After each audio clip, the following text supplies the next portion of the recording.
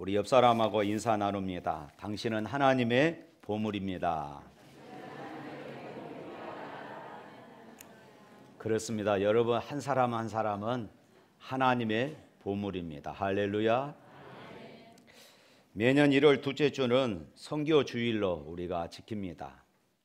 코로나19로 인하여서 아프리카 탄자니아 선교를 가지 못하고 있습니다만은, 그래서 금년에는 한번 꼭 가야 되겠다 작정을 했는데, 작년에 또 선교사님이 뇌출혈로 갑자기 쓰러지셔서 지금은 치료 중이라 갈 수가 없게 되었습니다. 그럼에도 기회가 되면은 금년에 한번 꼭 가봐야 되겠다 생각 중에 있습니다. 우리 사진 한번 볼까요? 첫 번째 사진.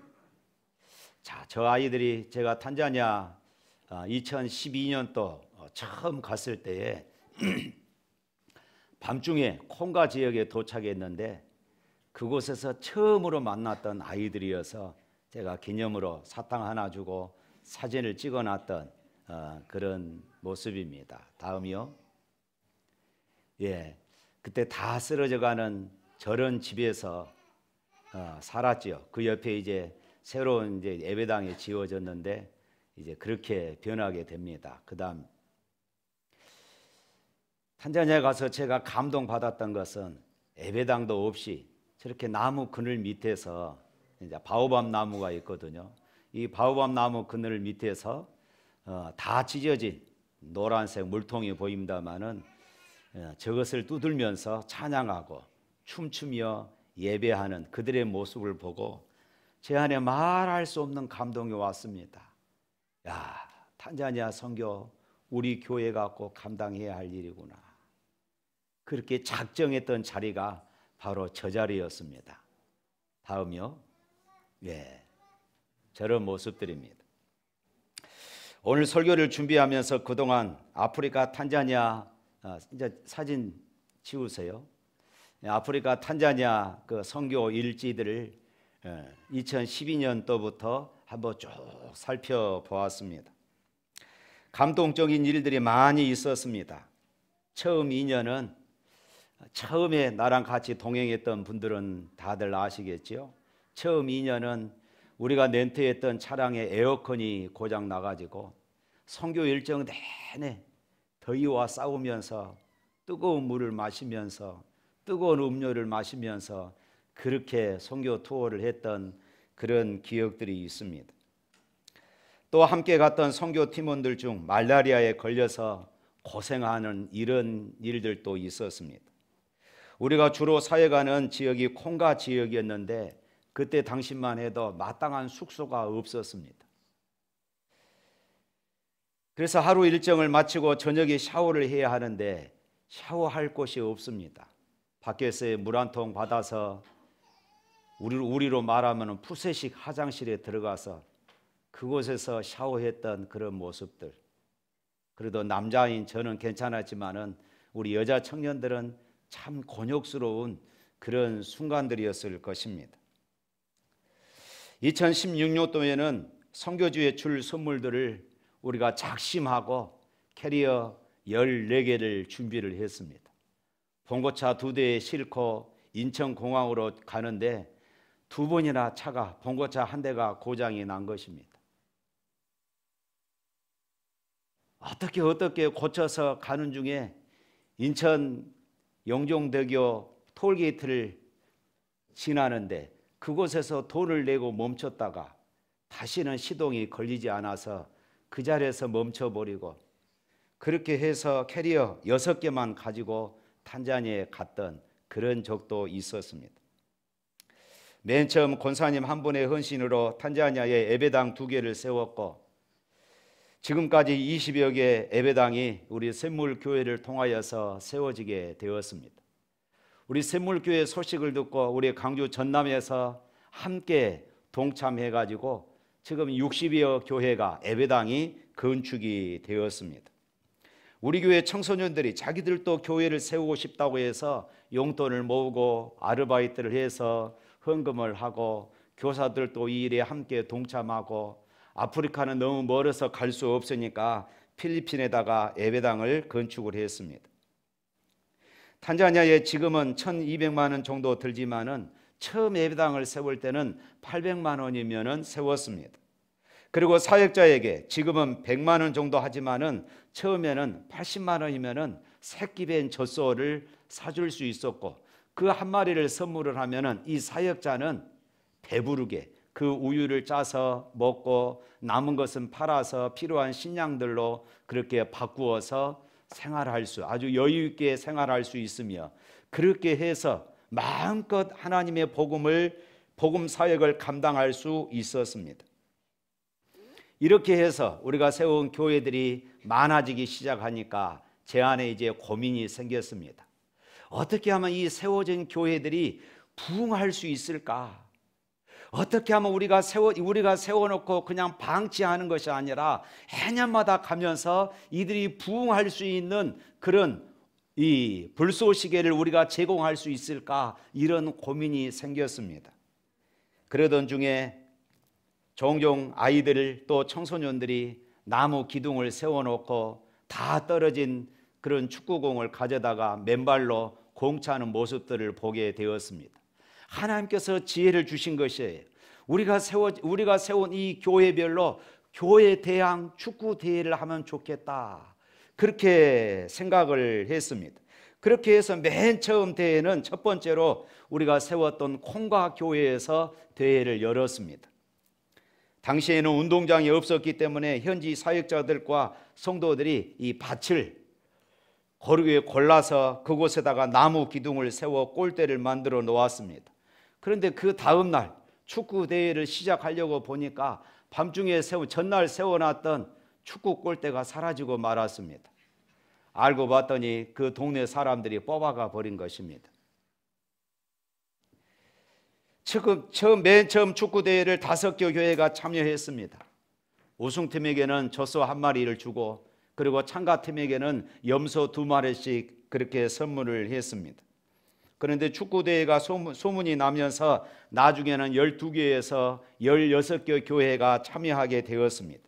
거리가 먼 곳에서는 참여할 수 없으니까 우리가 그들에게 렌트비까지 다 주어서 그들이 참여하게 했고, 그들이 참여하면은 점심 식사 또 간식 먹을 수 있도록 그렇게 쌀과 그리고 염소 고기를 제공했습니다. 그러다 보니 많은 사람들이 참여했고 많은 간중들도 참여하게 되었습니다. 어떤 장로님이 이렇게 말씀했어요. 목사님, 주최 측 추산 1만 명, 경찰 추산 3천 명, 이렇게 많은 사람이 참여했습니다 라고 이야기를 하더라고요. 그리고 그 3천 명이 넘는 간중들에게는 나중에는 빵과, 아까 우리 영상 봤지요? 빵과 그리고 음료수를 함께 나누었습니다. 샘물교회배 교회대항 축구대회에 간중까지 너무 많은 사람들이 참여하니까 우리 교회가 감당할 수가 없는 일이 되어버렸어요. 그래서 그 관공서에 요청을 보냈습니다. 그랬더니 경찰서에서 나와서 질서 유지를 해 주었고, 그리고 보건소에서 나와서 또 의료팀 지원을 해 주었습니다. 그리고 체육 관련 공무원들이 나와서 축구 대회를 그렇게 열 수 있도록 해 주었습니다. 축구 대회를 통해서 우리가 세운 두 번째 교회인 만운구 교회의 청년이 탄자니아 일부 프로팀에 스카웃 되어지는 이런 놀라운 이 감동적인 일들도 일어나게 되었습니다. 더욱더 감동적인 것은 올산교회가 세운 키바이가 교회의 사역자를 선교사님이 직접 선교사님에게 직접 배웠던 이 사역자를 그곳에 파송하게 되었습니다. 탄자니아는 참고로 120개 부족이 그렇게 모여 사는 지역입니다. 그런데 이 지역에 자기들의 부족이 아니다고 사역자를 받아들이지를 않는 것입니다. 거부하는 이런 사태가 벌어졌어요. 그리고 급기야는 이 사역자가 이단이다 하는 이런 소문을 내버리니까 사역자가 학교에 가서 전도하려고 해도 소문이 나버려서 사람들이 오지 않는 것입니다. 그런데 축구대회의 소문을 듣고 그 지역에 일반 사회인 축구클럽에서 코치를 했던 한 사람이 이 교회에 오게 되었습니다. 그리고 이 코치를 통하여서 청년들이 이 교회에 모이기 시작한 것이에요. 그래서 이 교회가 다시 살아나는 이런 놀라운 일들도 일어나게 되었습니다. 할렐루야. 도도마 콩가 지역은 탄자니아 지도상에 우리 2층에 가보면 탄자니아 지도가 있습니다. 탄자니아 지도상에 거의 중심부에 위치해 있습니다. 이 지역에 어느 정도 선교의 열매가 맺어져 있고 이제 교회들도 많아져서 이제는 우리가 사역하는 이 사역제를 좀 옮겨야 되겠다, 그렇게 생각을 해서 탄자니아 북부 지역, 케냐와 그리고 국경 지역인 킬리만자로 산 아래쪽 이 아루샤 이 도시로 옮기게 되었고, 지금은 그곳에 많은 교회들이 세워지게 되었습니다. 그곳의 음진이 교회 사역자는 특별히 중고등학교 교사였습니다. 그런데 이분이 선교사님을 만나서 변화되고 교사직을 포기하고 목회자가 되었습니다. 목회자가 되어서 교회를 개척하니까 가난하게 돼버린 것입니다. 목회자에게 선물로 사주었던 젖소가 새끼를 낳았는데 둘 곳이 없었어요. 그래서 그 마을 사람들에게 맡겼습니다. 이 젖소를 좀 잘 키워주고 새끼에게 젖소를 잘 먹이게 해주고, 그리고 나머지 우유는 짜서 팔아서 당신 생활대로 하십시오. 그랬더니 새끼에게 젖을 주지 않고 그 우유를 다 짜서 자기가 먹어버린 바람에 새끼가 죽고 말아버렸습니다. 이 안타까운 일들이 일어났어요. 이 소식을 듣고 그 교회 예배당을 지을 때 사택까지 그렇게 지어서 이제 소를 잘 키울 수 있도록, 이 중고등학교 교사를 그만두고 이제 목회자가 된 이 사역자 생활이 안정될 수 있도록 그렇게 해 주었습니다. 한 번은 선교 투어 중에 큰 웅덩이에서 아이들이 목욕하고 짐승들이 그곳에 와서 물을 마시고 짐승들이 그 물속에 들어가서 더위를 피하는 이런 모습들을 목격하게 됩니다. 그리고 사람들이 그곳에 와서 물동이를 가지고 와서 물을 길어가는 이런 모습을 보았습니다. 그래서 제가 한 장로님에게 이렇게 이야기했습니다. 장로님이 세운 교회 성도들이 저 물을 가져다가 먹습니다. 비록 흙탕물이고 더러운 물이지만은 이 물을 떠다가 하루 저녁 놔두면은 이제 밑으로 불순물들을 가라앉고 위에 맑은 물만 떠오르면은 그것만 먹습니다. 그렇지만은 이미 짐승들의 배설물로 인하여서 그 물은 다 오염되어 있어요. 그래서 그 물을 마시면은 병들고 사람이 죽게 되는 것입니다. 이 장로님이 제가 했던 이야기를 듣고 감동을 받았어요. 그래서 나중에 그곳에 샘을 팠습니다. 사진 한번 보여주세요. 예, 계속 보여주십시오. 다음. 예, 저 아이들의 모습을 보십시오. 생전 처음 저런 물을, 저런 수도꼭지를 보았습니다. 저 아이들이 얼마나 감격했겠습니까? 태어나서 처음으로 봤던 저 물과 수도꼭지, 말할 수 없는 그런 감동이었습니다. 다음은 마사이 창원배 교회 이야기입니다. 아직 사진 올리지 마시고, 이곳은 산 아래에서 차를 타고 2시간 동안 산을 넘고 또 다른 산을 넘고 또 다른 산을 넘어서 갈 수 있는 곳이었습니다. 쉽게 말하면 탄자니아에서 오지 중에 오지입니다. 2시간 동안 그렇게 산을 몇 개를 넘어서 그곳에 도착하면은 바로 끝나는 것이 아니라 또 오토바이를 타고 오토바이를 렌트해서 20분 동안 또 산 비탈길을 아슬아슬하게 들어가야 하는 그런 곳이었습니다. 이곳은 마사이 부족들만 사는 곳입니다. 이것을 그 전에 한번 제가 가려고 했다가 그 산중에 비가 온다는 그런 소식 때문에 가지를 못했습니다. 황토길이어서 비가 오면은 차가 갈 수가 없는 곳입니다. 그런데 이제 헌당 준비를 다 준비하고 이제 들어가려고 그러는데 또다시 그 주간에 계속해서 비가 온 것입니다. 저는 하나님께 이렇게 기도했습니다. 하나님, 그들을 만나고 싶습니다. 그들을 보고 싶습니다. 그들과 함께 예배드리고 싶습니다. 비구름을 거두어 주옵소서.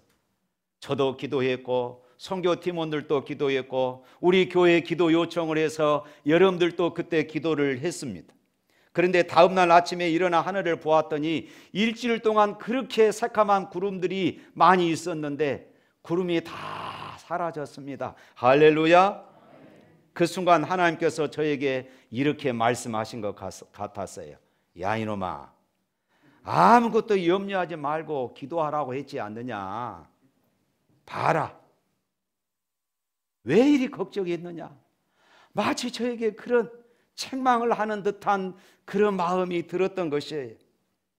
그곳에 도착하자 마당에서부터 마사의 온 주민들이 찬양하고 춤을 추는 것들을 아까 영상을 통해서 여러분들 보았습니다. 그곳은 헌당 예배를 드리는 날부터 예배당이 가득 차, 예배당에 앉을 자리가 없어서 밖에서도 창문으로 그렇게 예배에 동참한 사람들이 많았습니다. 주변에는 산 중턱에 지금 예배당이 세워 있어요. 그 주변에는 집이라고는 찾아볼 수가 없습니다. 그런데 사람들이 산속에서 이곳저곳에서 나오는 것이에요. 그리고 예배당이 가득 채워진 것입니다. 창원배 사진 한번 보여주시길 바랍니다. 자, 저곳이 창원배 교회입니다. 그 다음요, 저곳에 아주 가득 차 있는 마사이 부족들입니다. 다음요, 문경환 권사님 멋지게 포즈를 취하고 있습니다. 저는 이곳에서 이렇게 설교했습니다. 여러분들은 전사들의 후손들입니다. 사자 잡는 전사들입니다. 그러나 이제는 예수님의 전사가 되고 이제는 복음의 전사가 되기를 바랍니다. 그랬더니 모두가 아멘 하면서 소리치고 춤을 추는 이런 모습들을 또 보게 되었습니다. 그런데 저는 이곳을 방문하면서 두 가지 감동적인 그런 일들이 있었습니다. 이들이 교회를 지으면서 아까 이야기했죠. 벽돌이나 모래나 그리고 건축 자재들을 2시간 동안 산 아래에서 싣고 옵니다. 그곳으로 끝나는 것이 아니라 오토바이로 20분 동안 들어간다고 그랬습니다.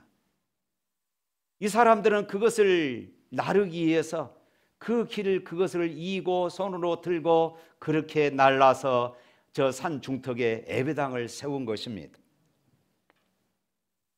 그런데 이 예배당을 바라보면서 한 권사님이 제 손을 붙잡고 우시면서 이렇게 말씀을 하십니다. 목사님 감사합니다. 이 영광스러운 모습을 함께 보게 해 주셔서 감사합니다. 작년에 비가 와서 들어오지 못한 것은 아마 저를 위해서인 것 같습니다. 하나님 감사합니다. 감사합니다. 다 끝나고 내려오면서 차 속에서 제가 물어봤습니다. 권사님, 무엇이 그렇게 감사해서 울었습니까? 했더니 창원부 교회를 보면서 찬송가 323장 2절이 생각났습니다. 이들은 이 찬송을 부를 자격이 있는 사람들입니다. 나는 이들을 보면서 이 찬송을 부를 자격이 없는 사람입니다 라고 하면서 또 우시는 것이에요. 그래서 차 속에서 이 찬송을 다시 불렀습니다. 아골골짝 빈들에도 복음 들고 가오리다. 소돔 같은 거리에도 사랑 안고 찾아가서 종의 몸에 주인인 것도 아낌없이 드리리다. 종의 몸에 주인인 것도 아낌없이 드리리라. 할렐루야. 아프리카에서 선교했던 리빙스턴의 일화입니다. 리빙스턴은 복음을 들고 아프리카에 들어갑니다. 그런데 당시 자신의 조국이었던 영국에서는 아프리카인들을 노예로 잡아가는 그런 일이 있었습니다. 리빙스턴은 이것을 참아 볼 수가 없었습니다. 그래서 노예로 잡아가는 그 일들을 반대하며 노예 해방 운동을 펼치기 시작했습니다. 그러자 영국에서는 사람을 보내서 리빙스턴을 죽이도록 그렇게 합니다. 리빙스턴은 이 소식을 접하고는 이제 아프리카, 중앙아시아 쪽 오지로 그렇게 숨어 버렸습니다. 리빙스턴을 찾을 수가 없었습니다. 결국 리빙스턴은 소식이 끊어졌고 이 스탠리가 이끄는 탐험대가 아프리카 오지 탐험을 겸하여 들어가서 1872년 중앙아프리카 어느 마을에서 이 리빙스턴을 발견하게 되었습니다. 이때 리빙스턴은 이미 60세로 병들어 쇠약하게 되었습니다. 만 30년 동안 문명을 등진 아프리카 오지에서 토인들과 함께 생활하고 있었습니다. 그때 스탠리 씨는 여러 말로 전하여서 리빙스턴에게 영국에 귀국할 것을 설득했습니다. 그러나 그는 아프리카에서 계속 머물러 같은 해에 하나님의 부름을 받았습니다.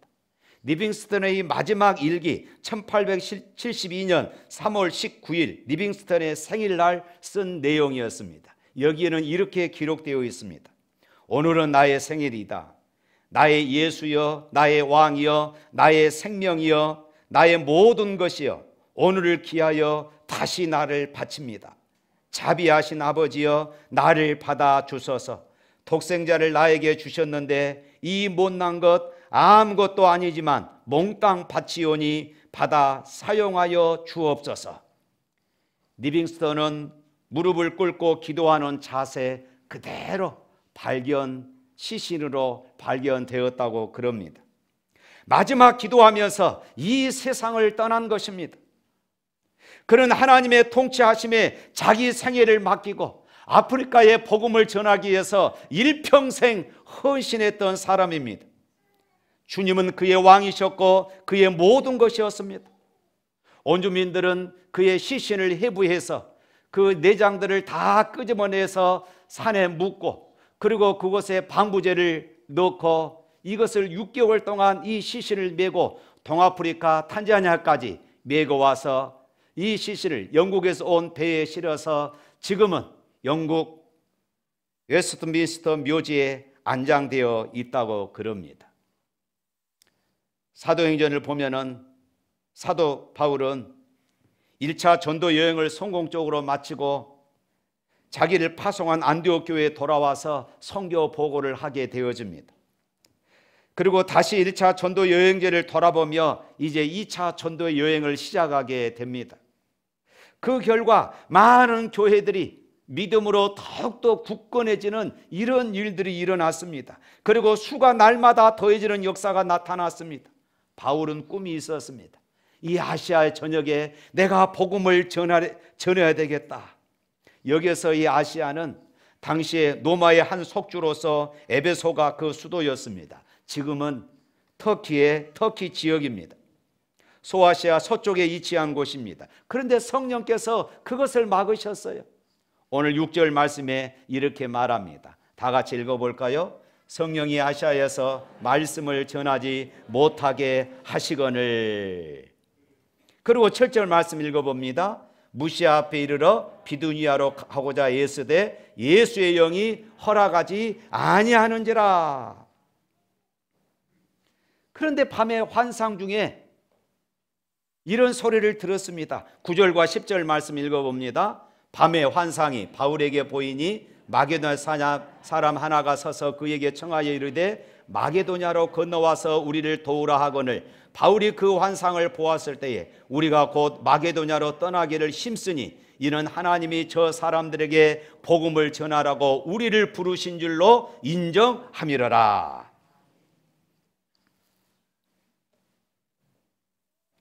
아시아로 가려고 했으나 성령께서 바울 일행을 막으셨습니다. 그리고 마게도냐 사람의 환상을 통하여서 우리에게 건너와서 우리를 도와주라는 이런 음성을 듣게 됩니다. 그리고 바울 일행은 성령께서 그들의 길을 마게도냐로 인정하심을 인정했다고 오늘 본문은 기록합니다.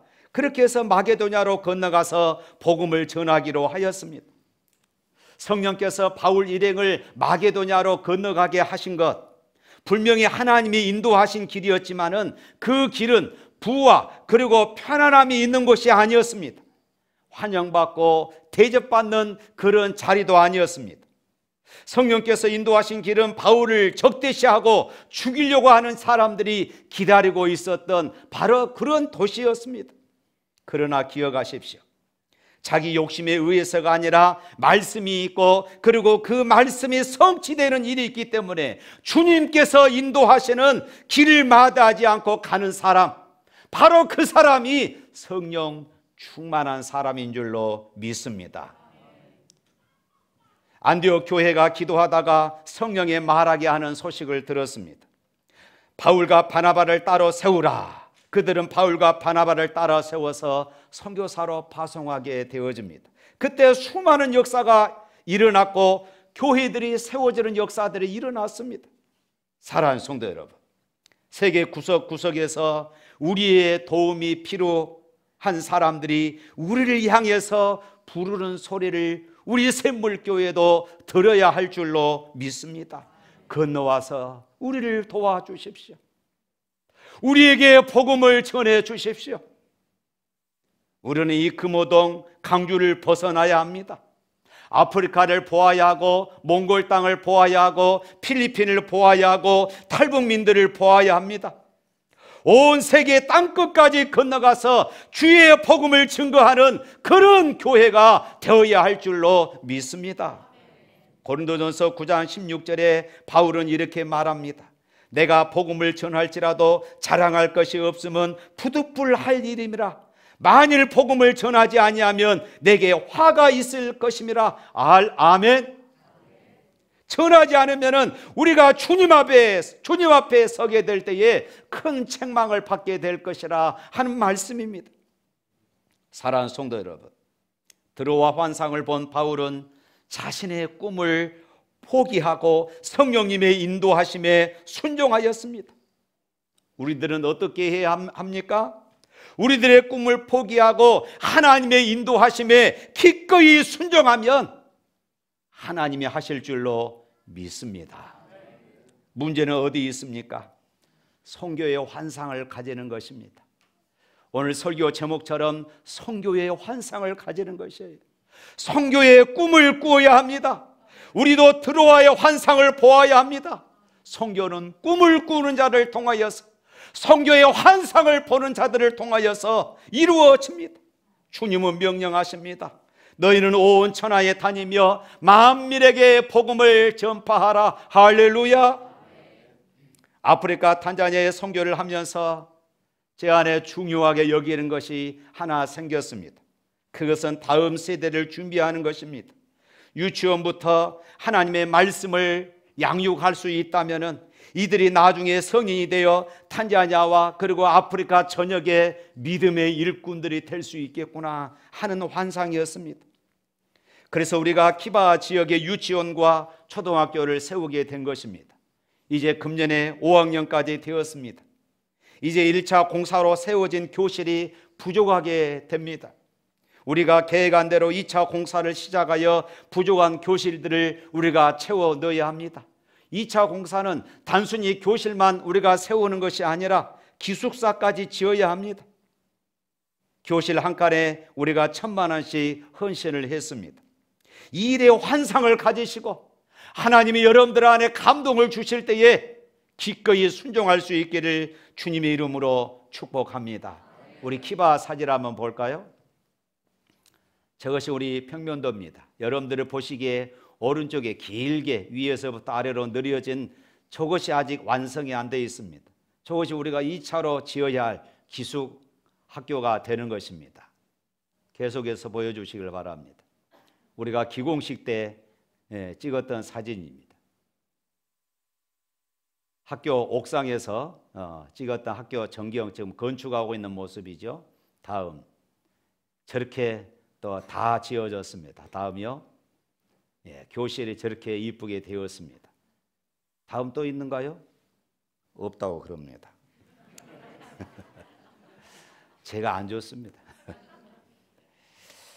저는 초등학교가 다 되면은 중고등학교, 대학교까지 꿈을 꾸어봅니다. 물론 내 대에는 다 할 수 없겠지요.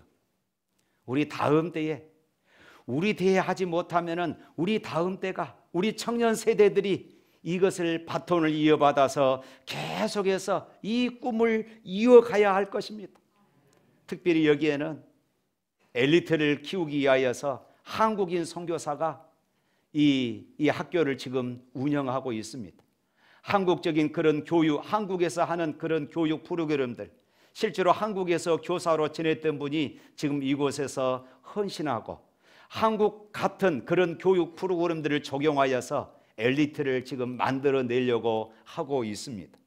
때로는 기회가 되면 이 학생들 중에 우수한 학생들을 우리가 한국으로 비용을 대서 초청해서 또 여행도 시켜줄까 하는 이런 생각도 가져봅니다.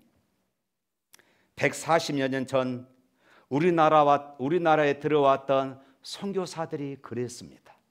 그들이 학교를 세우고 그리고 병원을 세우면서 자신의 대에 끝나지 않고 4대에 걸쳐서 아들 그리고 손주, 증손주까지 4대에 걸쳐서 이 땅의 선교사로 헌신하는 그런 선교사도 있었습니다.